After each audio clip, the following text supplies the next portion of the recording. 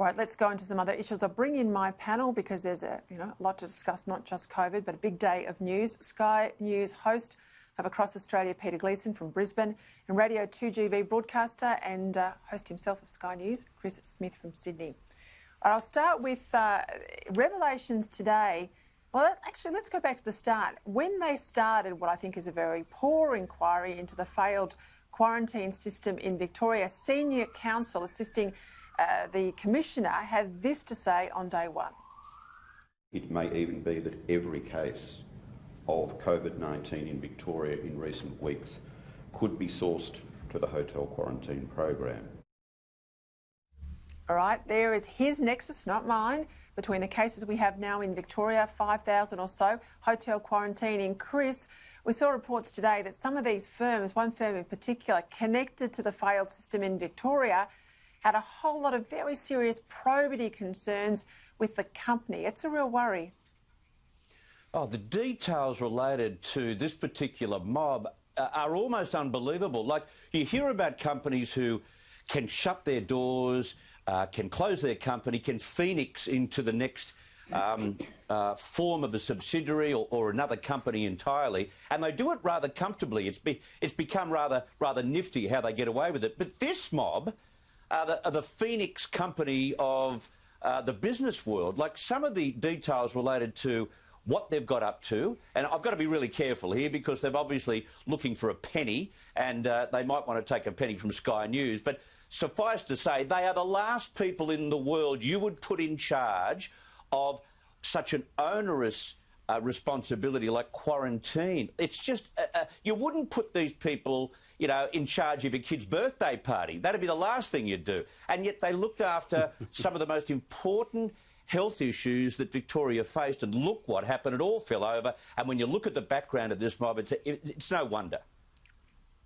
And all comes from hotel quarantine failures in Victoria that we haven't seen in anywhere else because they used a system that we haven't seen anywhere else. Gleeson, I've got to ask you about aged care. There's this blame game going on because there is some involvement in the sector by the Commonwealth. They fund and regulate them. But there's also a lot of involvement by the states. And, of course, if you want to take someone out of aged care and put them in a hospital, the states have to make the bed available. So they're both involved in this. But the blame game is going on. I don't understand. We have known for months that aged care residents and aged care homes were the most vulnerable. So how did Victoria get it so wrong? We haven't seen the same calamity on this scale anywhere else. Yeah, and I really have concerns when we're in the middle of a pandemic and there are politicians who are politicising this particular issue. I mean, we've got a Royal Commission going on right now, Peter, which specifically is looking at the aged care system. There's been some unbelievably horrid and abhorrent practices that have been unearthed, and there'll be a raft of recommendations that will come out of that. But in the middle of a pandemic, we've got blame shifting going on. We've got people in the Victorian government who are saying certain things and trying to shift the blame to the feds. Now, I don't think anyone's blameless in this scenario, Peter, but I've got to say I find it, pretty ordinary when politicians start blaming each other for this sort of thing. And I mean, we know for a fact that right now the Prime Minister and Dan Andrews are at loggerheads over this particular issue alone.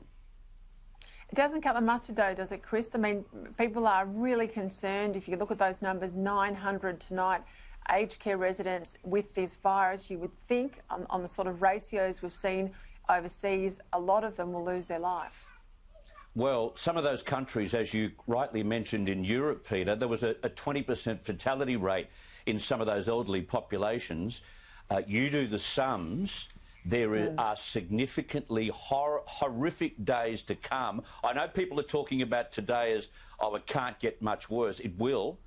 And that's because right at the very beginning, when we realised from the experience in Europe that the elderly were most vulnerable, especially when it comes to fatalities, we should have reconsidered exactly how both state and federal aged care facilities were being run, the fact that they were swapping staff, the hygiene procedures. So we've known that for months. We have known that for months. We have known that for months that they are swapping staff. Yep. Should have been done right at the very beginning. We didn't need the pandemic to tell us how fragile those environments were. And you do the sums. Look, the next 2 weeks will be probably the most horrific 2 weeks in Victorian medical history. Glees, I've got to ask you about those two young girls, teenage girls. They're not young. They're certifiable idiots, but they're not young. 19. Skipping through borders, getting themselves back to Queensland, bringing the virus with them. Seriously, I mean, this is extraordinary.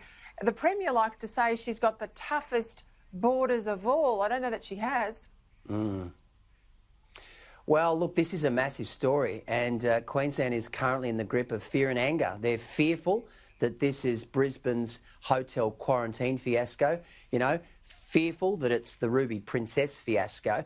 There are people that are lining up for 4 hours in Logan this afternoon to get tested, and of course they're angry. And I just had a chat to the Courier Mail Letters editor. He's been swamped with anger from people who are so angry about the fact that these narcissistic, abhorrent people decided to selfishly go about their business for 8 days, knowing full well that they had COVID-19. They've now been charged with false declarations at the border. Now, that also raises the question, as you point out, Peter, what the hell is going on at Brisbane Airport? What the hell is going on with matching particular details to what's going on out in the community? And, of course, it also has political implications because Anastasia Palaszczuk has maintained all the way through that she's protecting Queenslanders.